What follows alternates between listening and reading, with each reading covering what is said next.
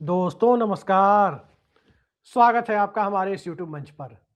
दोस्तों, महाराष्ट्र में नगर निकायों में जनता ने अपना फैसला सुना दिया। मुंबई ने अपना फैसला सुना दिया और मुंबई का संदेश महाराष्ट्र के लिए भी है तो पूरे देश के लिए भी है। जिस प्रकार से मुंबई ने फैसला सुनाया है, जिस प्रकार से नतीजे आ रहे हैं, भूल जाइए गोदी मीडिया के सुबह से सेट किए गए ट्रेंड को। दरअसल मुंबई का जो फैसला है वो इस बात की तरफ इशारा करता है कि विपक्ष को चुनाव बंट कर नहीं बल्कि एक होकर लड़ना चाहिए। महाराष्ट्र के परिप्रेक्ष्य में यदि हम बात करें तो महाराष्ट्र में जो मराठी मानुष और मराठी अस्मिता की लकीर मुंबई से निकलती है वो देर सवेर महाराष्ट्र के दूसरे इलाकों तक पहुंचती है। और जिस प्रकार से बिना सत्ता के सहयोग के, बिना सत्ता की ताकत के बीएमसी के अंदर शिवसेना का परचम लहराया है, उसने भारतीय जनता पार्टी को अकेले बहुमत में आने से रोका है। दिल्ली की तरह बैसाखियों के बूते बीएमसी की सत्ता चलाने पर मजबूर कर दिया है। उसके बाद यह साफ हो चला है कि भारतीय जनता पार्टी के लिए महाराष्ट्र कभी गुजरात नहीं हो सकता, मुंबई कभी अहमदाबाद नहीं हो सकती, गांधीनगर नहीं हो सकती। लेकिन मुंबई का जो फैसला है, क्या वाकई शिवसेना उद्धव ठाकरे गुट से कोई चूक हुई? क्योंकि जनता ने अपनी तरफ से उद्धव ठाकरे के गुट के ऊपर भरोसा जताया।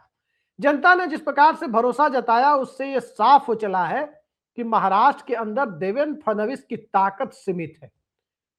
यह बात सही है कि मुंबई के बाहर महाराष्ट्र के दूसरे इलाकों में भाजपा को अच्छी खासी सफलता मिली है, लेकिन सफलता मिली कैसे है? सफलता दरअसल इसलिए मिली है कि मुंबई के अंदर ओवैसी फैक्टर सिर्फ 8-9 सीटों पर सिमटता हुआ दिख रहा है, लेकिन महाराष्ट्र के दूसरे हिस्सों में 90 के करीब सीटें ओवैसी फैक्टर और एआईएमआईएम जीतता हुआ दिखाई दे रहा है। भारतीय जनता पार्टी की रणनीति साफ है। साफ यह है कि अल्पसंख्यक वोटर जो भारतीय जनता पार्टी के खिलाफ होते हैं उनका विभाजन कैसे सुनिश्चित किया जाए। छोटा हिस्सा ही सही विपक्ष के साथ एकजुट होकर ना जाए और दूसरी तरफ कैसे किया जाए।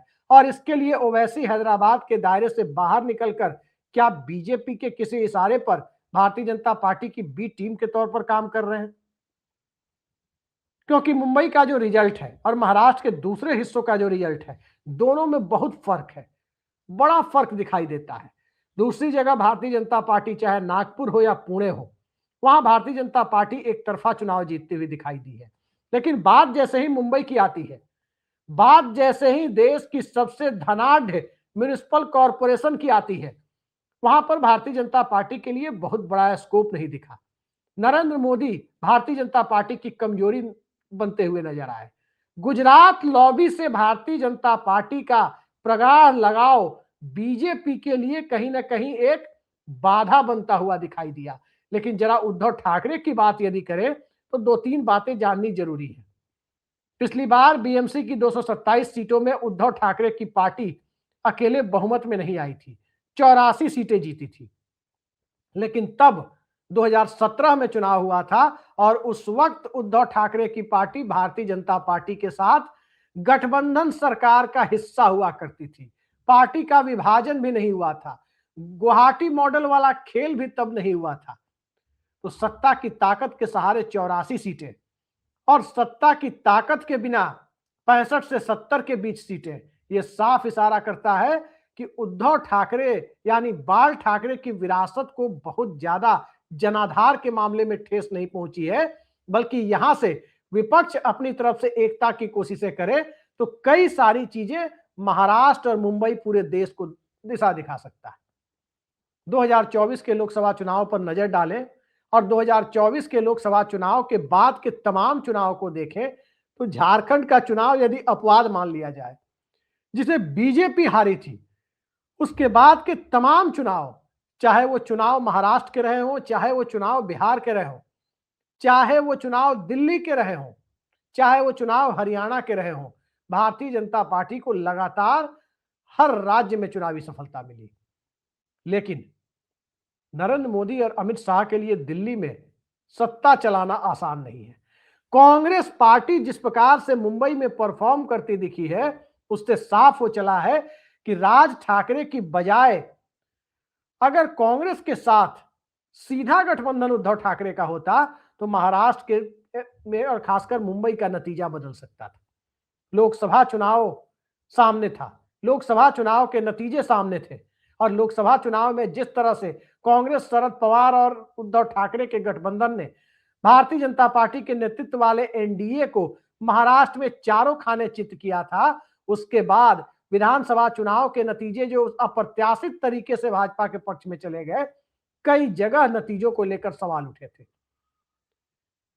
मुंबई के नतीजों पर भी कईयों को आश्चर्य है, महाराष्ट्र के दूसरे इलाकों के नतीजों पर भी कईयों को आश्चर्य है, लेकिन सवाल महाराष्ट्र मुंबई का नहीं है। सवाल बीएमसी के अंदर जो भारी भरकम बजट है, जो देश के कई राज्यों के बजट से ज्यादा है, उसका ही नहीं है। सवाल दरअसल यह है कि इस देश में क्या वाकई विपक्ष सही रणनीति के साथ चुनाव नहीं लड़ रहा। सवाल यही है कि जिन मुद्दों के साथ और मशीनी चुनाव व्यवस्था के ऊपर बैलेट पेपर की वापसी के लिए जो विपक्ष का संघर्ष है, क्या वो संघर्ष गंभीर नहीं है। कई सारे ऐसे सवाल हैं जिन सवालों के इर्द गिर्द यदि मौजूदा दौर में नरेंद्र मोदी एंड कंपनी की सत्ता की अनवरत जीत को यदि देखा जाए तो 2-3 सवाल विपक्ष के ऊपर तो उठते ही हैं, लेकिन आज की तारीख में सवाल उठाने का नहीं, आज की तारीख में जो असली जो समय की मांग है वो ये है कि आखिर महाराष्ट्र के अंदर जो हुआ क्या वो होना चाहिए था।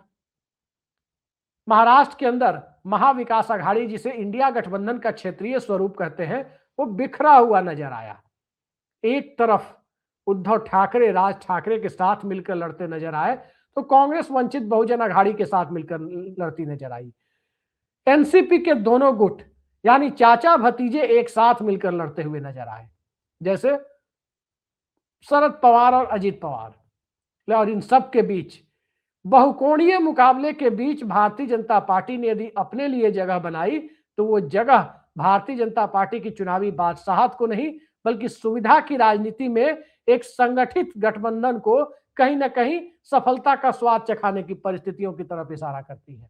विपक्ष बिखरा हुआ था और महायुति एक साथ थी, यानी एनडीए का क्षेत्रीय स्वरूप महायुति, वहां सभी दल करीब करीब एक साथ थे। कुछ जगहों पर अजित पवार की पार्टी विरोध में थी, लेकिन मोटे तौर पर वो एक साथ थे। अब इसके आगे दिल्ली की सत्ता का गणित है। अब इसके आगे नरेंद्र मोदी के लिए बजट सत्र जैसी महत्वपूर्ण चुनौती है।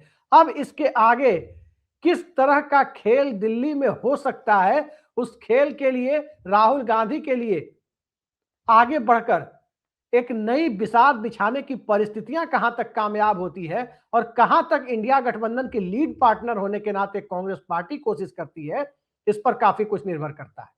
कांग्रेस पार्टी की अभी तक की लड़ाई, खासकर लोकसभा चुनाव के बाद की लड़ाई को देखें तो वो विशुद्ध रूप से सिर्फ आइडियोलॉजिकल रही है, विचारधारात्मक रही है। व्यवहारिक राजनीति से दूर दूर तक उसका कोई नाता नहीं रहा है।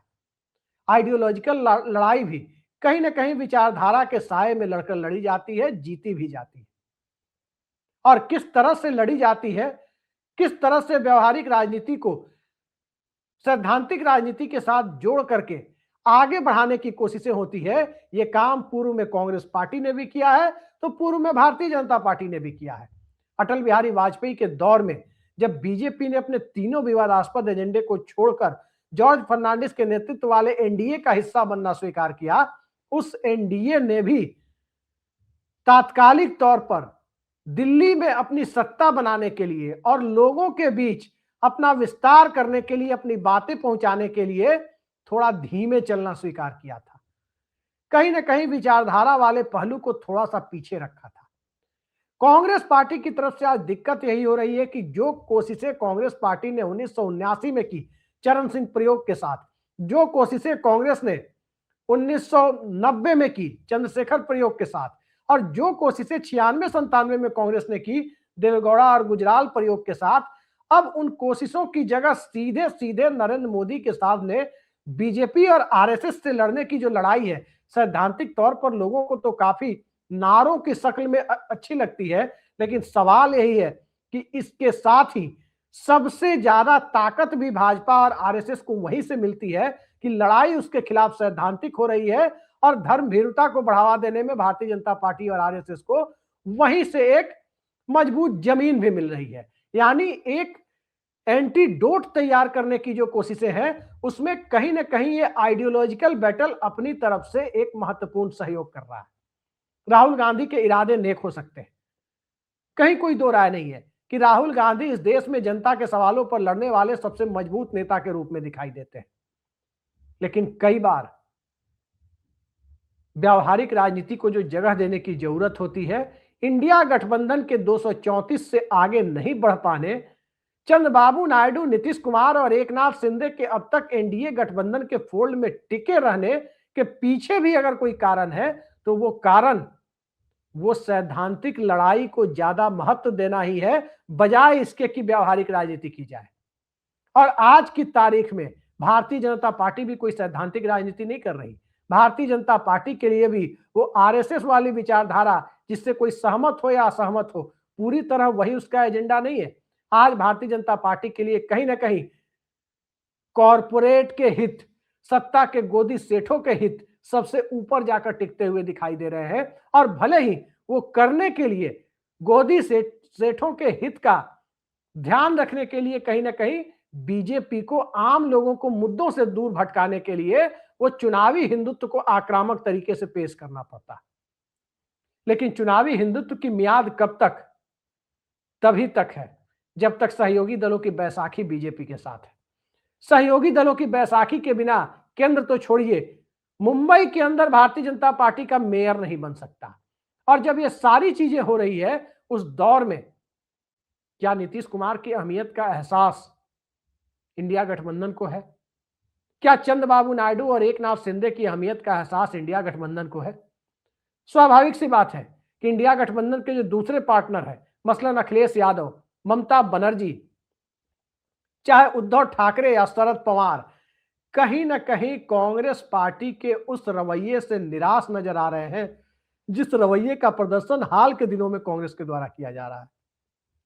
सवाल यह है कि कांग्रेस पार्टी को चला कौन रहा है? सवाल यह है कि उद्धव ठाकरे गलती कर रहे हैं या कांग्रेस पार्टी ने गलती की है बीएमसी के चुनाव में?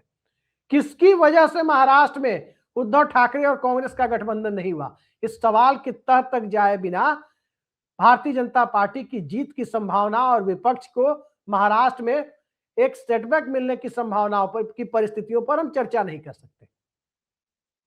हठधर्मिता गठबंधन की राजनीति के लिए बहुत ही खतरनाक चीज होती है और हठधर्मिता का प्रदर्शन किसकी तरफ से किया गया, ये चिंता का सब विषय है। चिंता का विषय इसलिए है क्योंकि बंगाल का चुनाव सामने है।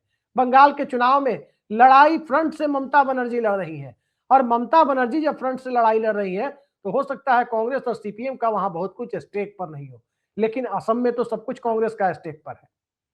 तमिलनाडु में हो सकता है कि स्टालिन चुनाव लड़ रहे हो और भारतीय जनता पार्टी वहां बहुत बड़ी राजनीतिक प्लेयर नहीं है, लिहाजा वो लड़ाई वहीं पर खत्म होती हुई दिखाई देती है। लेकिन असम का चुनाव इस बात को डिसाइड करने वाला चुनाव होने जा रहा है कि कांग्रेस पार्टी के नेतृत्व में जहां भी कांग्रेस बनाम भाजपा की सीधी लड़ाई है, क्या वाकई कांग्रेस वहां भाजपा को हरा पाने की स्थिति में है? कर्नाटक, राजस्थान और हिमाचल प्रदेश के 5 साल पर होने वाले सत्ता परिवर्तन यानी रोटेशन की परंपरा को यदि छोड़ दे तो क्या कांग्रेस पार्टी अपने बूते भारतीय जनता पार्टी को हरा पा रही है? बंगाल में भारतीय जनता पार्टी को कोई हरा रही है तो वो टीएमसी है। उसके अलावा दूसरे राज्यों में मसलन दिल्ली में 2 बार हराया तो आम आदमी पार्टी ने हराया।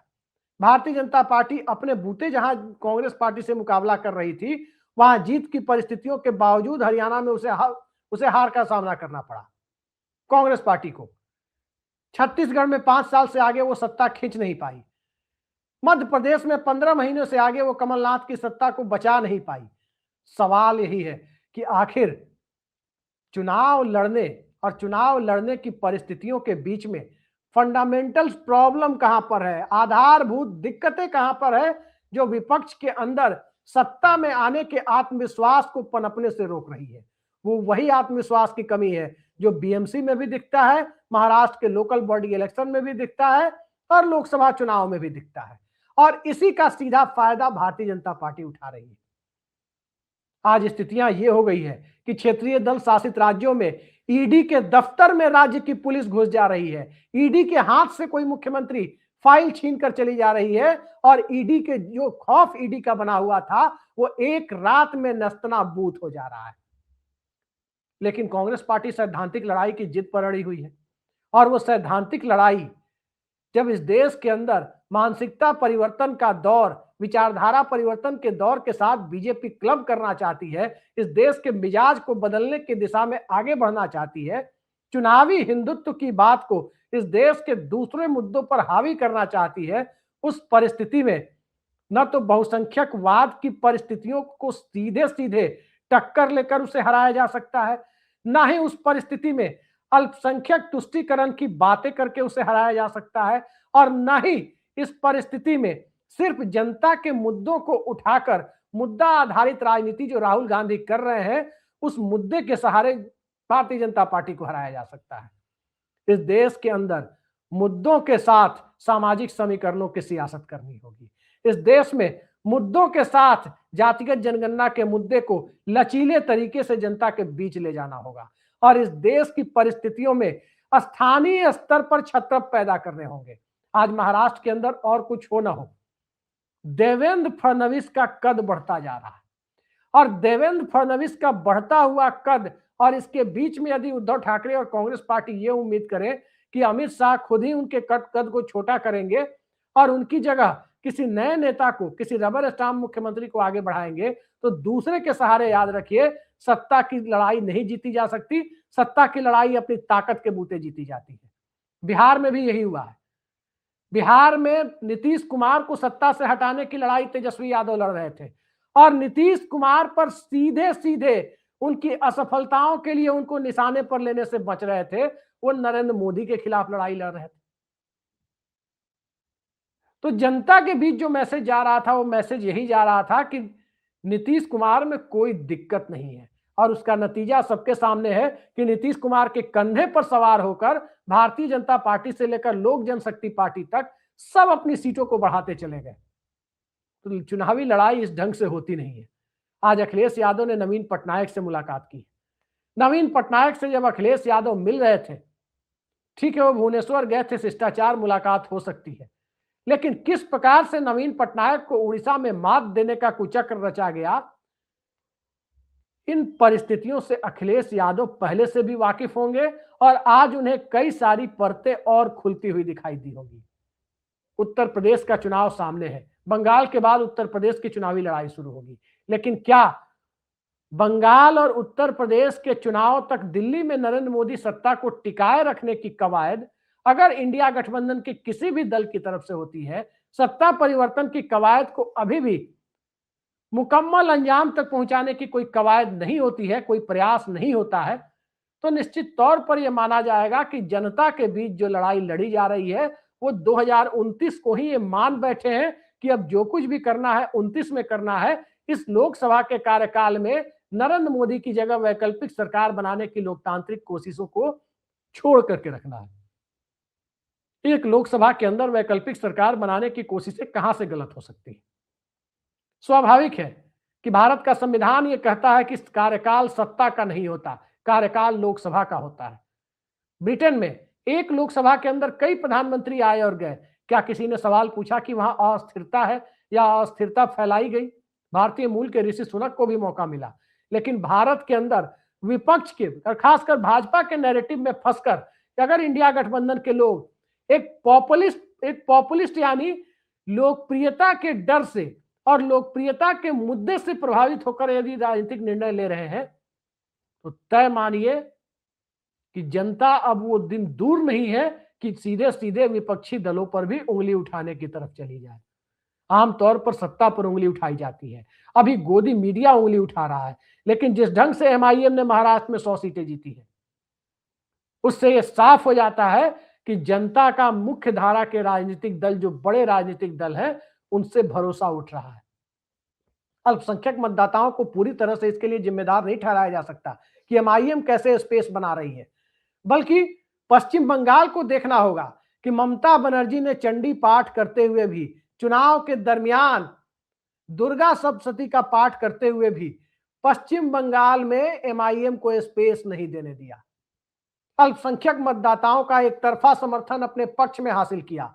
वो रणनीति कहीं ना कहीं पूरे विपक्ष को लेकर के अपने साथ लेकर के चलना होगा। लेकिन दिल्ली में होता क्या है, हार्डकोर हिंदुत्व बनाम सॉफ्ट हिंदुत्व की एक बेकार सी बहस में कांग्रेस पार्टी के लोग भी उलझते हैं और इंडिया गठबंधन के तमाम दूसरे दलों के लोग भी उलझते हैं।